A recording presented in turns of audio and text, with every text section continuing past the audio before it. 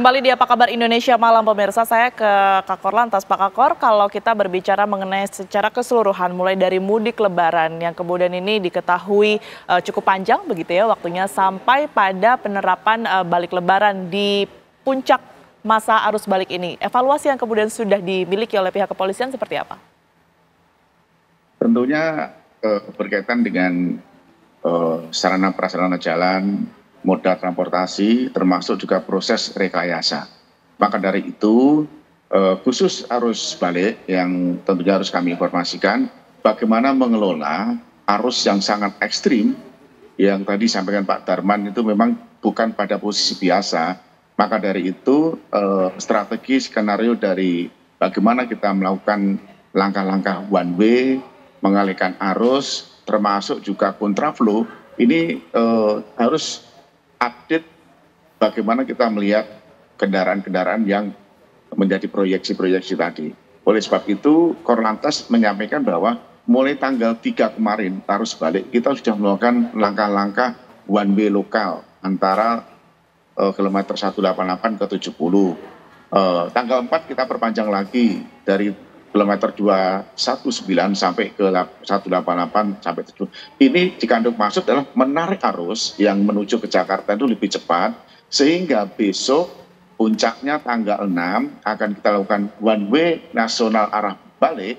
Ini betul-betul bisa lancar untuk bisa menuju ke Jakarta, karena memang operasi ketupat ini operasi kemanusiaan yang paling terpenting adalah keselamatan, termasuk juga aman sampai tujuan. Ini yang paling terpenting demikian. Baik, kalau Anda sendiri melihat mungkin tingkat disiplin dari para pengendara di tahun ini seperti apa Pak Korlantas? Apakah bisa dikatakan bahwa mereka sudah cukup concern begitu ya berkaitan dengan keamanan dan juga keselamatan berkendara sehingga seperti yang tadi mungkin sudah dibahas ini menekan angka kecelakaan lalu lintas di mudik kali ini?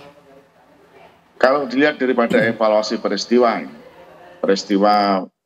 kemacetan hampir bisa kita kendalikan, kepadatan memang betul, antrian memang betul, tapi segera bisa kita eksekusi dengan cara-cara rekayasa, dengan kebersamaan, dengan kolaborasi stakeholder, sehingga keputusan kebijakan pemerintah kaitannya dengan work from anywhere, berkaitan dengan pelarangan sumbu 3, ini sangat mempengaruhi betul proses pergerakan lalu lintas, termasuk juga bagaimana proyeksi-proyeksi jumlah kendaraan yang update, yang mana parameter-parameter ketika Korlantas akan menetapkan cara bertindak, ini ada visi rasionya.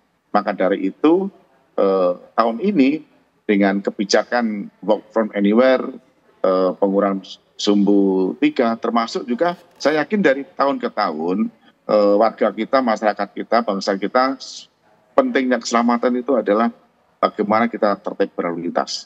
Maka dari itu, alhamdulillah arus mudik berjalan dengan baik. Semoga di akhir arus balik ini juga nanti semakin baik. Tentunya kami mengharapkan semua masyarakat punya kontribusi untuk bisa menyukseskan kegiatan ini. Baik, terima kasih Pak Kakor Lantas Polri telah bergabung bersama kami karena ini menjadi sesi terakhir wawancara bersama dengan Pak Kakor Lantas karena beliau harus melanjutkan aktivitas begitu ya. Terima kasih sekali lagi atas waktu dan juga penjelasannya Pak Kakor. Sehat selalu. Terima kasih. Baik, saya bergeser ke Pak Elba. Pak Elba, kalaupun ada satu yang kemudian ini harus dibenahi begitu ya berkaitan dengan pemberlakuan mudik lebaran tahun ini dan juga balik ini, apa yang menjadi catatan dari Kementerian Perhubungan? Dari Kementerian Perhubungan kita memang fokus bagaimana ke depannya masyarakat yang akan pergi mudik itu menggunakan transportasi umum lebih banyak, Mbak Tiara. Dan tahun ini ya alhamdulillah kesadaran itu cukup tinggi, masyarakat yang menggunakan kereta api, pesawat, bis, kapal laut itu lebih banyak dibanding yang menggunakan mobil pribadi dan motor. Memang kalau secara per unit kendaraan, per jenis kendaraan, mobil pribadi masih tertinggi ya Mbak Tiara. Itu challenge kita yang pertama. Challenge kita yang kedua adalah bagaimana kita terus mengedukasi masyarakat supaya lebih aware terhadap keselamatan. Karena di jalan ini yang menjadi prioritas utama dari Kementerian Perhubungan adalah keselamatan. Makanya kemudian muncul kebijakan-kebijakan yang pro keselamatan ini seperti tadi disampaikan oleh Pak Kakor Lantas, pembatasan truk, Sumbu 3, bekerja dari mana saja, dan kita juga memperkuat program mudik gratis yang juga disupport oleh swasta, oleh BUMN, dan kementerian-kementerian lainnya. Nah ini dua challenge yang sangat menjadi prioritas kita ke depannya sehingga di masa mendatang musim mudik Lebaran maupun Nataru itu bisa berjalan lebih lancar, lebih aman, dan lebih selamat. Demikian Mbak Tiara. Baik, kalau untuk pelabuhan sendiri seperti apa Pak Elba? Pelabuhan ya kita menyiapkan sejumlah sarana prasarana dan skenario supaya kelancaran tercipta. Tadi disampaikan ada antrian 1 jam penumpang dari Bakauheni menuju Merak. Memang untuk kapal yang upload itu yang baru sampai kemudian dia siap dimasuki oleh penumpang baru memang butuh waktu 60 menit Mbak Tiara. Jadi penumpang yang dari kapal dari arah Merak itu dia akan kendaraan keluar dulu sehingga butuh waktu hampir 60 menit dan ini sebenarnya masih tergolong normal. Kemudian juga kita siapkan skenario juga bagaimana jika terjadi antrian kendaraan di pelabuhan di Bakauheni misalnya di atas 40.000 kendaraan maka akan diberlakukan buffer zone, penundaan perjalanan sehingga kelancaran tetap terjamin dan ini sudah kita lakukan ketika arus mudik kemarin. Ketika Pelabuhan Merak juga mulai padat, kemudian Korlantas melakukan rekayasa lalu lintas sehingga kelancaran bisa dijamin dengan sangat baik. Kemudian juga terhadap cuaca, Mbak Tiara, cuaca yang memang tanggal 5 sampai tanggal 8 ini menurut BMKG akan ada hujan, mulai dari hujan ringan sampai hujan lebat, dan ini juga sudah disiapkan mitigasi risiko sampai pada penundaan penyeberangan jika memang diperlukan, Mbak Tiara. Baik.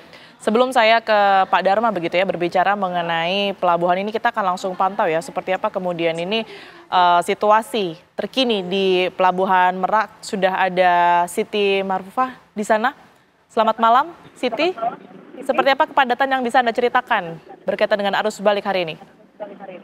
Ya Tiara dan juga pemirsa untuk arus balik pada malam hari ini sangat ramai untuk yang kendaraan yang keluar dari kapal atau juga dari dermaga yang ada di Pelabuhan Merak ini. Tetapi memang tidak terjadi antrian seperti halnya arus mudik karena memang kalau untuk arus balik ini kendaraan yang keluar meski juga sangat banyak tetapi mereka langsung turun dan juga ke jalan ataupun juga untuk kendaraan roda 2 mereka langsung ke jalan arteri sementara itu kendaraan pribadi ataupun juga bus langsung menuju ke jalan tol. Dan kendaraan roda 2 juga tadi saya melihat sekitar jam 7 ini ada cukup padat juga memenuhi jalanan arteri yang ada di kota Cilegon. Selain itu juga seperti mungkin tampak di sisi kiri saya juga ini adalah kendaraan yang terus berdatangan barusan mereka turun dari kapal-kapal yang ada di Pelabuhan Merak ini.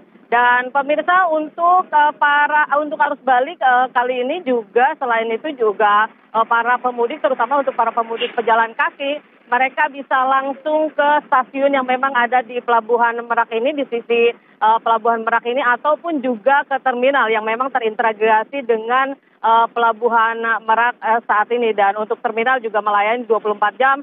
Sementara untuk stasiun memang sampai jam 9 malam hari ini aja untuk melayani ke daerah Jakarta. Demikian Tiara. Baik, Siti Marufah melaporkan langsung dari Pelabuhan Merak, Banten. Terima kasih, selamat bertugas kembali. Baik, saya langsung ke Pak Dharma. Pak Dharma, kalau kita mungkin tadi sudah menyoroti berbagai kebijakan dan juga semacam rekayasa lalu lintas yang bisa dipergunakan di masa libur Lebaran ini. Kalau kita melihat spesifik ke perilaku masyarakat dan juga pemudik ya di tahun ini, ada tidak yang bisa disoroti atau mungkin yang spesifik membedakan antara tahun 2025 dan juga sebelum-sebelumnya? Sebetulnya tidak ada. Yang membedakan saya kira adalah justru kebijakannya. Tahun ini kan liburnya lebih awal, panjang. Lalu juga ada kebijakan WFA. Lalu ada pelarangan truk Sumbu 3 yang jauh lebih panjang, 16 hari. Sehingga itu memungkinkan pergerakan kendaraan pribadi itu lebih lancar. Tetapi kalau perilaku masyarakatnya saya kira masih tetap. Dan khusus untuk Pelabuhan Merak sebetulnya yang menjadi keluhan memang kalau pemudiknya itu lancar, tetapi bisnisnya yang nggak lancar. Karena apa? Karena kapal-kapal sampai pada H-4 itu masih longgar gitu. Jadi saya kira ke depan itu, ini kita ngomong ke depan ya, ke depan itu pelarangan truk sumbu 3 tidak harus terlalu panjang, supaya juga perekonomian jalan, dan tidak semua truk itu jauh-jauh hari dialihkan ke BBJ gitu atau Ciwandan. Tapi ada beberapa yang diberangkatkan dari Merak juga. Kenapa? Supaya bisnis para pengusaha operator kapal juga untung gitu. Karena kalau evaluasi saya pada Nataru dan tahun ini dan Lebaran tahun ini adalah Ciwandan Merak lancar, tapi di BBC macet juga Ciwandan pada awal-awalnya gitu. Nah ini saya kira kekeliruan yang tidak boleh diulang. Jadi karena kalau BBC macet berarti distribusi barang terganggu. Sementara kapal-kapal di Merak menunggu penumpang, dalam hal ini termasuk truk.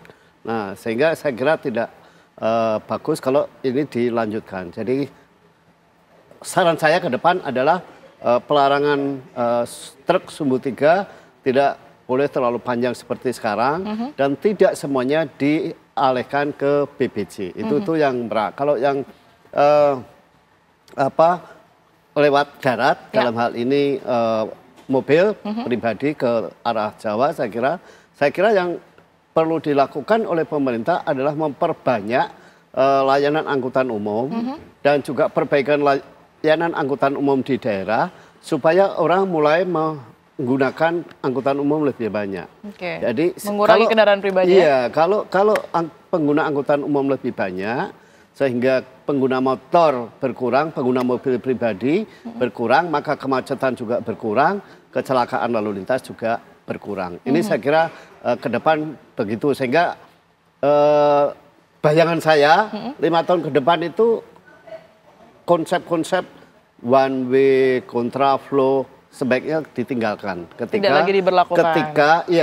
Ketika infrastruktur yang saya maksudkan, terutama angkutan umum di daerah, layanan angkutan umum untuk mudik itu sudah menjadi lebih baik. Gitu. Itu berkaitan dengan kendaraan dan juga jalur-jalurnya begitu ya Pak ya. Tapi kalau mungkin penambahan jalur-jalur baru, misalnya mungkin salah satunya yang baru kali ini adalah Japek 2 begitu ya. Ini seperti apa evaluasinya? Kalau jalan tol itu kan prinsipnya mengundang orang menggunakan kendaraan pribadi.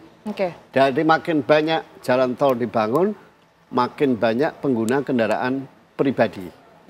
Karena itu solusinya kalau mau mengurangi kemacetan bukan membangun jalan tol baru, tetapi memperbanyak angkutan umum. Baik. Itu salah satu yang harus dipertimbangkan juga oleh pemerintah begitu ya. Sekaligus mungkin masukan baik yang bisa mengubah agar mudik lebaran di tahun-tahun setelahnya ini bisa menjadi lebih baik begitu. Lebih baik untuk semua. Jadi bukan hanya pemudiknya tapi operatornya juga menjadi lebih baik. Lebih baik, aman dan juga nyaman tentunya ya. Pak Dharma terima kasih banyak atas waktu dan juga pandangannya yang sudah diberikan kepada kami, dan juga Pak Elba terima kasih sudah bergabung di Apa Kabar Indonesia Malam. Sehat selalu semuanya Bapak-bapak. Terima kasih Pak Dharma Ningtyas. Terima kasih juga Pak Elba.